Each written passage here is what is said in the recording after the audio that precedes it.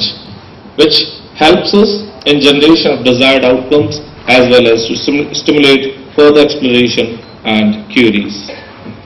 So thus the product, the knowledge is a product of human mind, and it can be said that it's having two dimensions or two types, that is tacit knowledge, that is a kind of subjective knowledge which is a store of an individual, and the second is this explicit knowledge which is objective in an objective form and easy to transfer and share.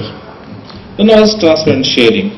Here the relevance of my study is that due to the paradigm shifts resulting in economic advancement from resource-based to knowledge-based developmental process, it is now recognized all over the world that the knowledge and innovation are driving forces for the economic and social developments as well as for the job creation. So we cannot go away from this process now.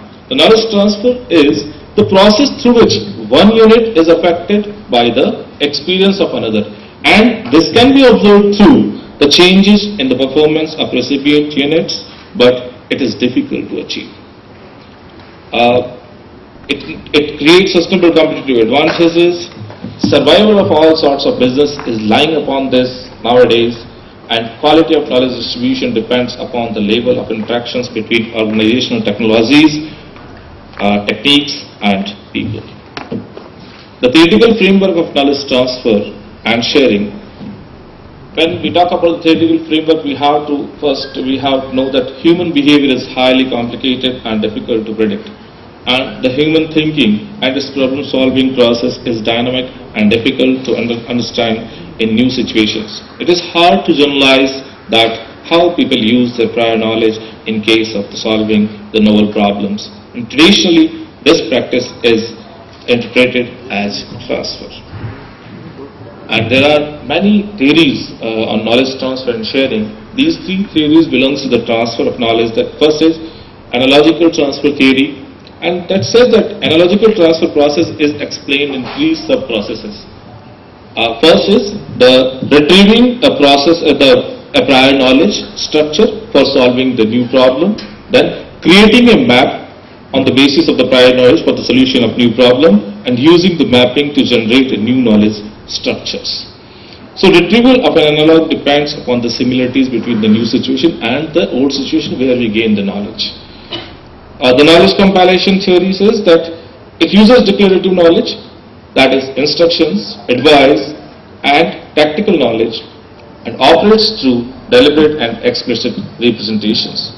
The knowledge compilation mechanism it is a translation device that translates or interprets declarative knowledge into a set of procedures and actions for solving the new problem. The error correction theory. Here, the role of declarative knowledge is primary, and to help the learner to clearly identify his errors, and transfer is the process by which these errors can be corrected. The social exchange theory. Originally, this theory was not having any relation with the knowledge transfer, but later on, scholars have associated this theory, the social exchange theory, with knowledge transfer. The Janison and Wyan et al. Studied the two types of social exchanges where the information is treated as an exchange resource of the relationship. These are perceived organizational support and leader-member exchange, where the relationship between the employees and their organizations as well as employees and their supervisors are considered respectively. And then Ghoshal et al. Stated that the social exchange can result in two ways, either in creation of new resources or in combination of one or many resources. On the similar lines, the dynamic transfer theory of knowledge is also speaking. But here a novel attempt has been made to search a space for application of these strategies to engage diaspora with homeland. In this case, the following possibilities are there.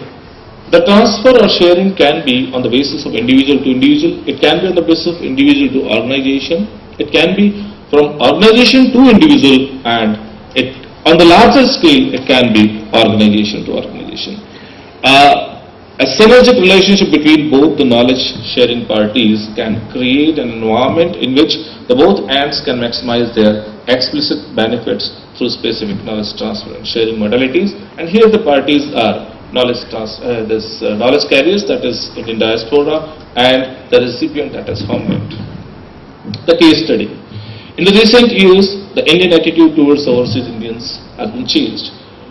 Because of the efforts of Indian diaspora, they have created a new image from coolies to the knowledge carriers, and now the Indian government is also very much keen to know about the diaspora, to discuss about the diaspora, to engage the Indian diaspora with India.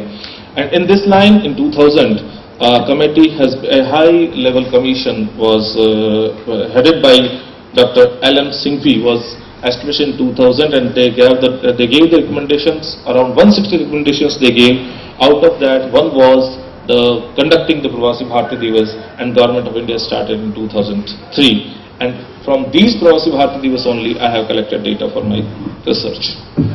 The survey, in this survey, the sample selection was on the basis of purposive techniques, where the only professional in diaspora were interviewed. The place was obviously the Pravasi Bharati Divas conferences, and the responses were taken on the unstructured interview schedules, where the questionnaire were having both open-ended and closed-ended questions.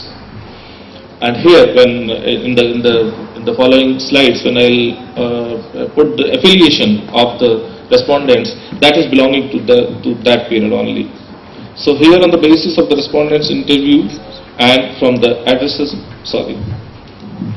the survey results. Here I am mentioning few of the respondents and the remarkable observations from that side.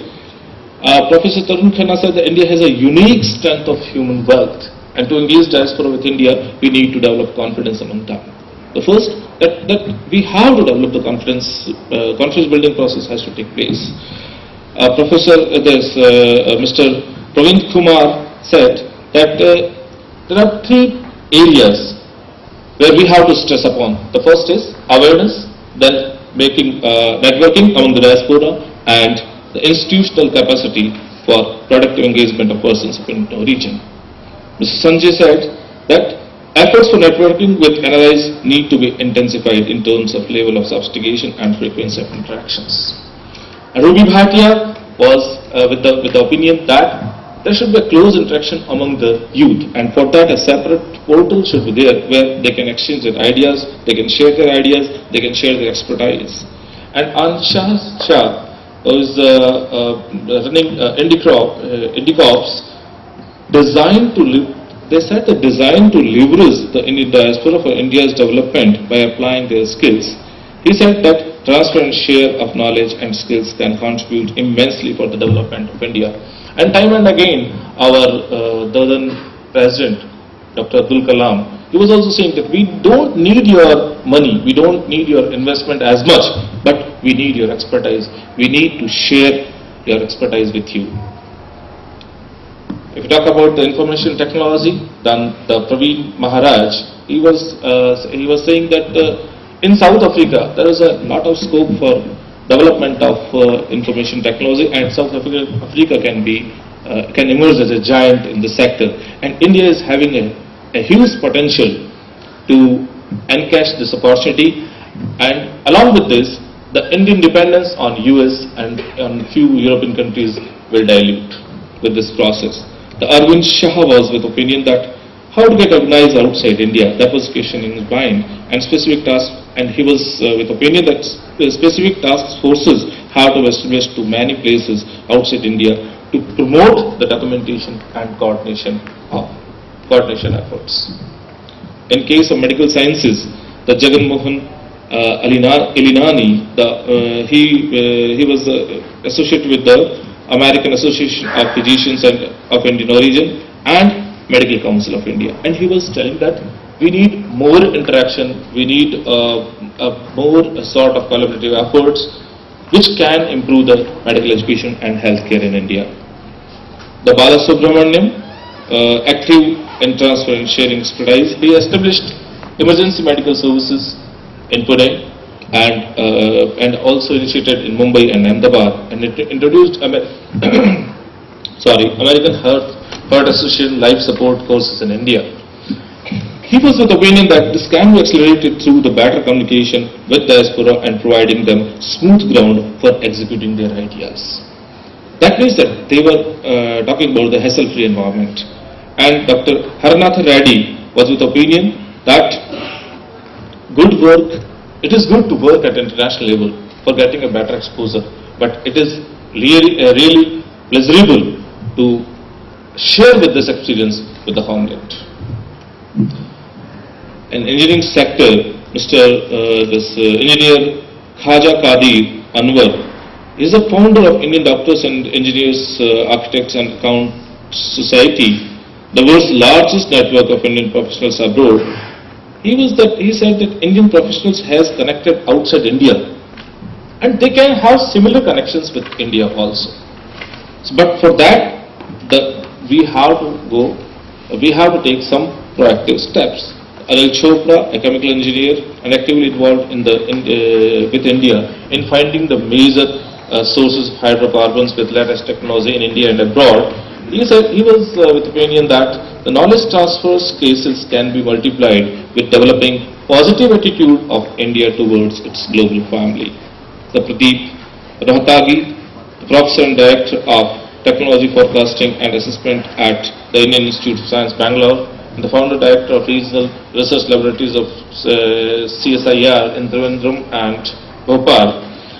He was telling that present institutions and alumni professionals or their faculties and staff members should develop a better interaction modalities for their regular communication to bring that will join them with their previous organization, as well as they will bring PIOs in this fold.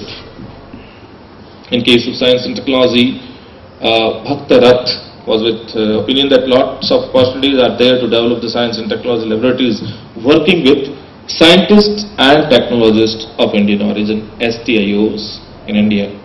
And to enhance the Indian science and technology, the excellence and to generate infrastructural facilities to transfer the technologies, we need to cooperate, we need to work together with STIOs. The Professor Sudarshan was with opinion that it is not sufficient to go with only basic scientific research. With STIOs, we should let foundation in our universities for the postmodern technology. Mr. Amitabh Ghosh was with opinion that a nodal agency is required to facilitate their interaction and clear path for their collaborative works.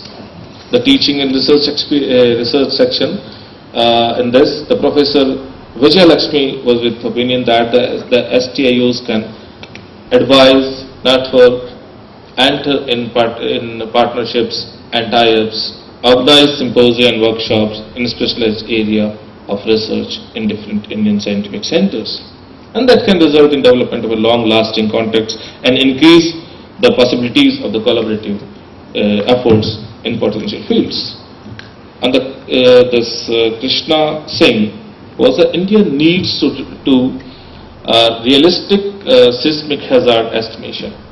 And for that, India can use the expertise of the diaspora in developing a prediction mechanism for the earthquake prediction. And Shukla was with opinion that we need to establish a center of excellence with state-of-the-art computing facility in India for the climate modeling due to the human activities in collaboration with the STIOs. And this center can organize training and can precise climate predictions. In business management sector, Arvind Barara was with opinion that he is operating consultancy business in USA, UK and India, and he was telling that there are procedural hazards in India, and for better business relations, we have to come out from that. And his notion was towards a red tapeism. Dr. Thomas Abraham, that experience and expertise of taking technology to the marketplace available with STIOs. That means if we have the technology, we have to market that also. So in that case, In that case, we can use the expertise, or we can share with their expertise of Indian diaspora in that case. I'm just coming on conclusion and suggestions. According to the most of respondents, largely observed that the novel thought of engaging in diaspora's intellectual capital has taken its root now.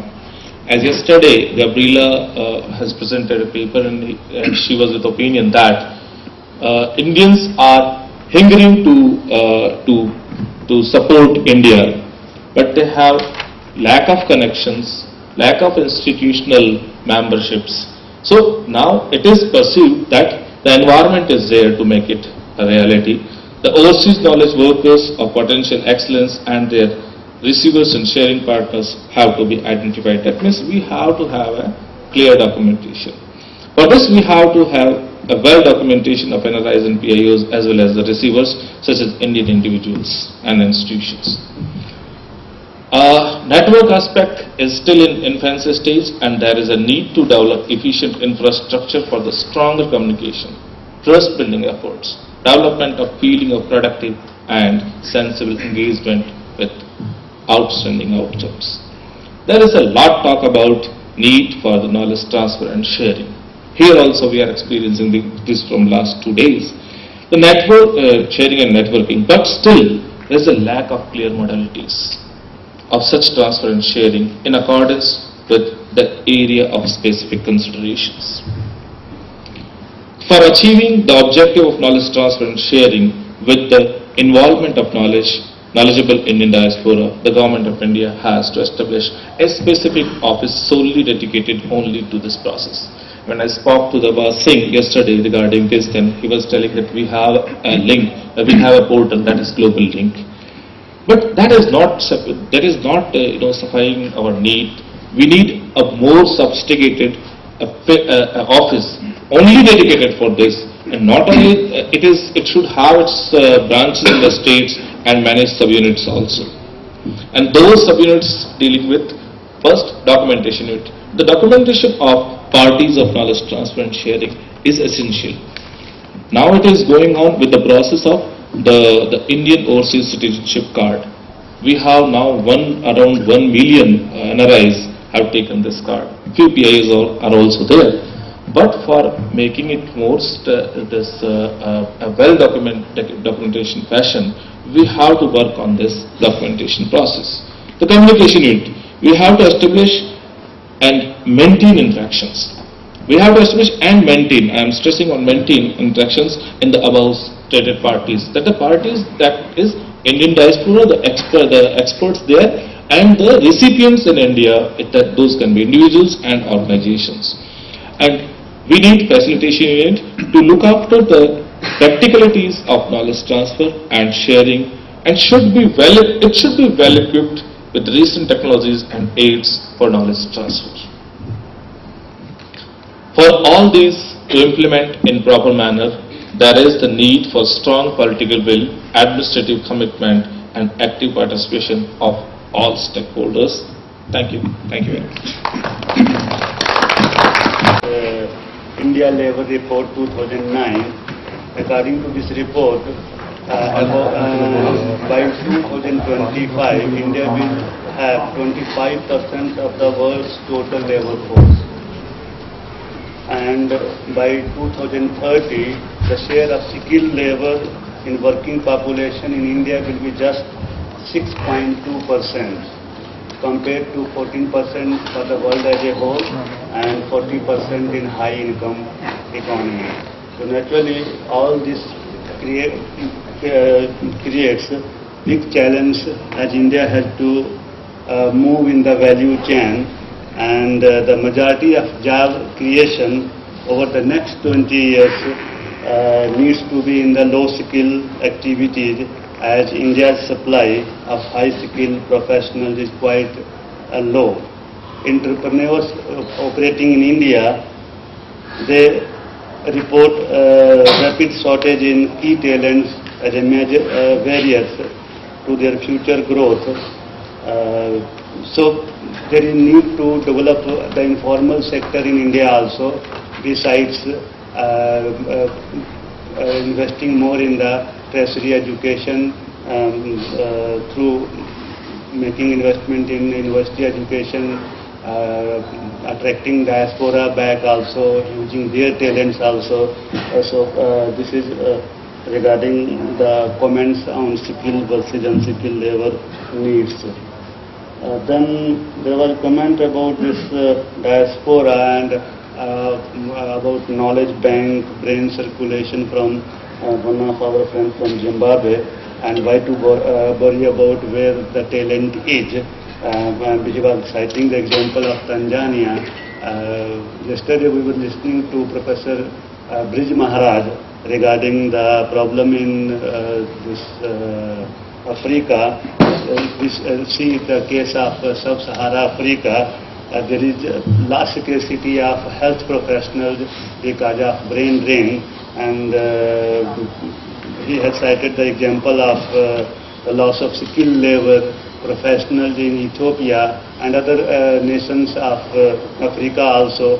So that is creating, if this process will continue, the Africa continent will be highly scarce of the talent required for, specifically in the field of science and technology, health and so on, which is required for the development to be accelerated in the Africa continent also. Then one comment was from regarding dissatisfaction of diaspora community, and example was cited of UK, the recent some troubles there in UK. In my opinion, this is mainly because of rising youth expectations and the problem of the financial crisis, the slowdown going on, and the youth, they are having a lot of expectations from the governments also, that some better security measures should be there, specifically social protection and so on and so forth. So this is all I have to say. Thank you.